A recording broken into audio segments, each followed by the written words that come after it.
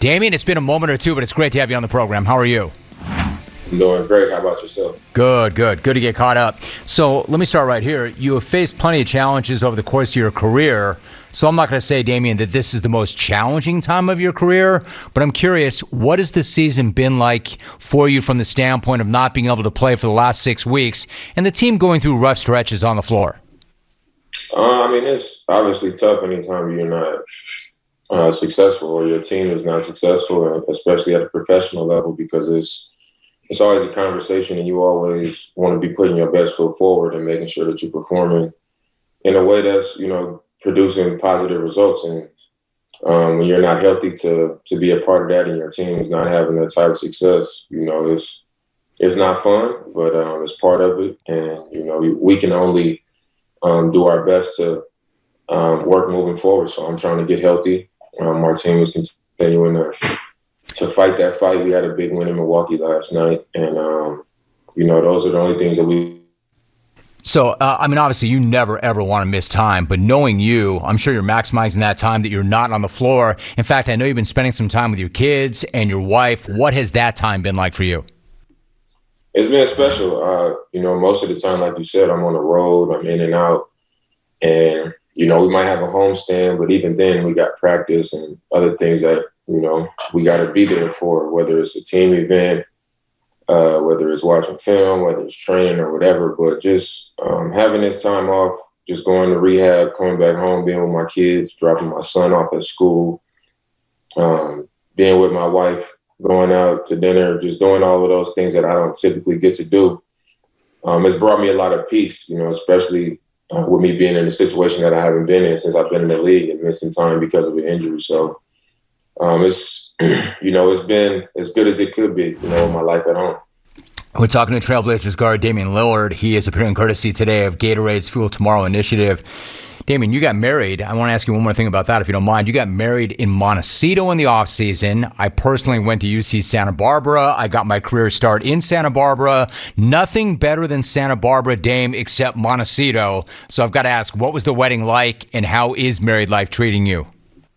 The wedding was great. I think every single person that came enjoyed themselves. We had a great time leading up to the ceremony, and then after the ceremony, we had a great time that night, and we went off to have a great honeymoon and came home, and it's been fun. I think the season getting off to a slow start, me being unhealthy and kind of putting me in a position to where I'm home as often as I've been home because of it has, just made it even better. Not what I want professionally, but as far as my family and my kids and things like that, it's been great.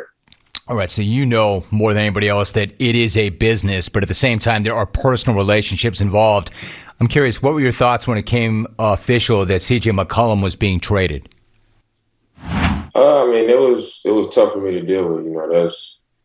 I think it's become a thing in sports for people to say, that's my brother, and they don't really mean it. They don't really have that type of relationship. But from the day CJ was drafted, we spent a lot of time together. Our mothers spend a lot of time together to this day.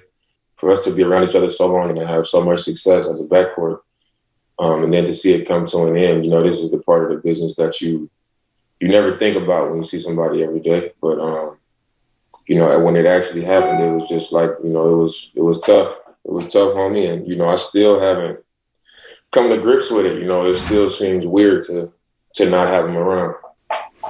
I really appreciate that candid response, because I would say, even from the outside looking in, like you and I have talked for all these years, and he and I have talked for all these years, and even from me, way on the outside, Damian, looking at it, it still seems weird. And I'm not either one of you guys. I can only imagine what that must be like for both of you if it seems weird to most of us on the outside looking in. What about the bigger picture? You being who you are and somebody who's leading from the front and the face of the franchise, again, you understand this is a business. Have any of these deals caught you off guard, or are you on the same page as the organization with these trades? I think our organization, they know where I stand with those things. Since I've been in the league, I've been a guy that, I build relationships with my teammates, the people that come in.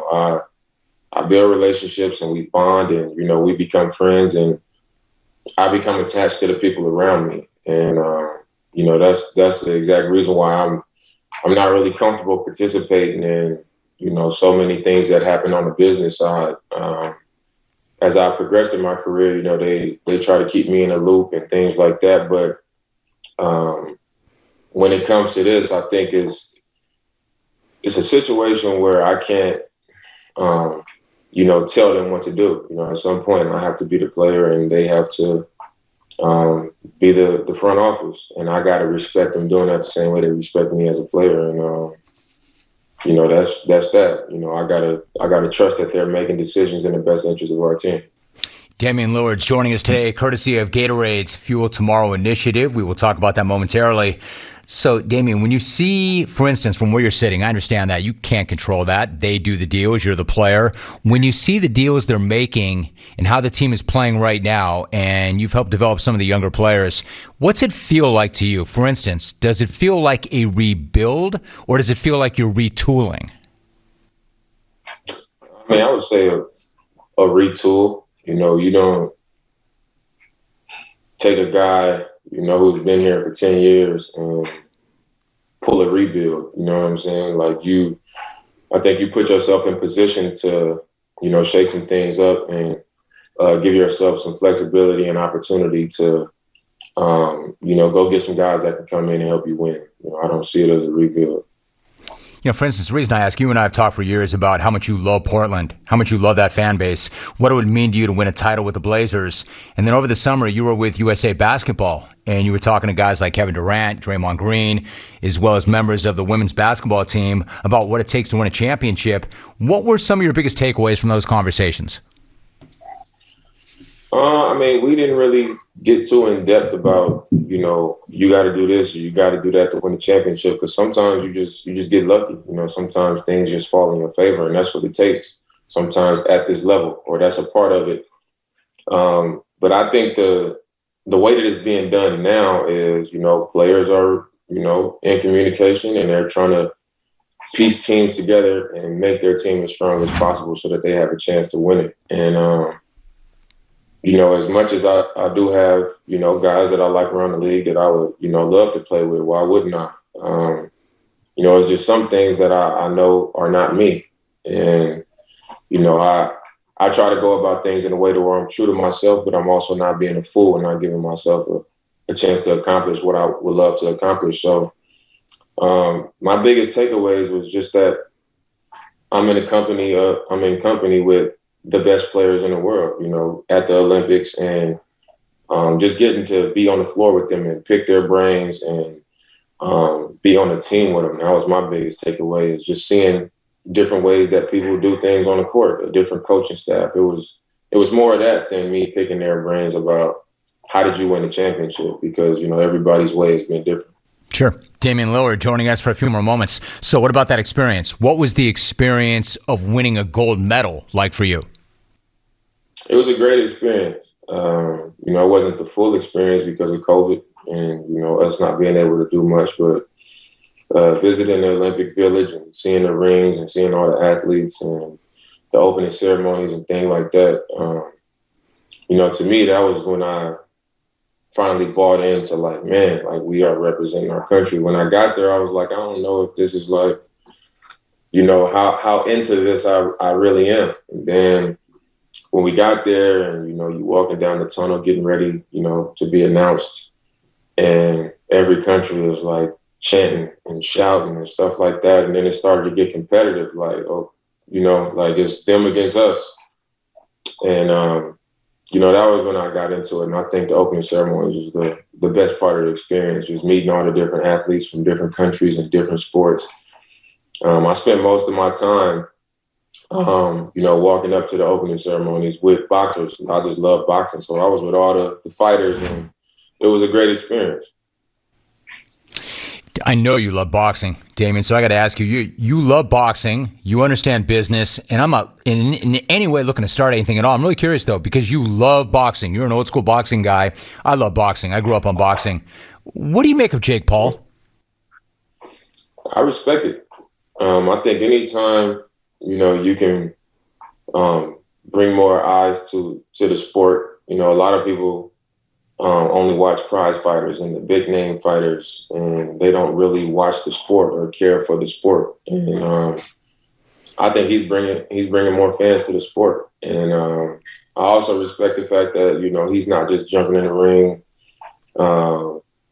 and not respecting the craft. You see him getting better and better. You see him in the gym, and I respect that. You know, you can die in the ring. A lot of people have, and you know, it takes a lot of courage to get in there and handle your business. So I respect the fact that he's been doing it. Damian Lillard, my guest, I agree with you, and I think he is getting better, and he's doing business. He's doing business, and he's doing smart business. Damian, one last thought about your situation, because again, you and I have talked so much about Portland and what it means to you. You're a huge sports fan. Matthew Stafford played 12 years, Damian, with Detroit. You know this. Last offseason, he had a tough conversation with the team. He asked to be dealt. They dealt him to the Rams. He just won a Super Bowl. Could you ever see yourself in a situation like that? I think Matthew Stafford in Detroit, I'm not sure. When did they make the playoffs in that first 12 years? Once or twice? He's played 3 times in the playoffs. 3 times in 12 years. You know, if that was my experience, then I probably would have got to that point. But, you know, being here, I've been in the playoffs every year of my career outside of my rookie year. And I've had, you know, tough runs in the playoff, and I've had very successful runs in the playoffs. So, you know, I've gotten that experience, and I've gained a better understanding of what it takes to win at that level, even making it to the Western Conference Finals while our team was dealing with a lot of injuries. And, you know, if it wasn't for Golden State's run that they had over those, you know, few years, who knows what that could have meant for us. So just getting a taste of being at that level and understanding what it takes, and knowing that our team could have been better with our injury, and knowing that now, you know, we got talent and we got opportunity to even, you know, get more players. You know, I feel confident about my chances, you know, seeing things through as I want to, as long as we execute this plan.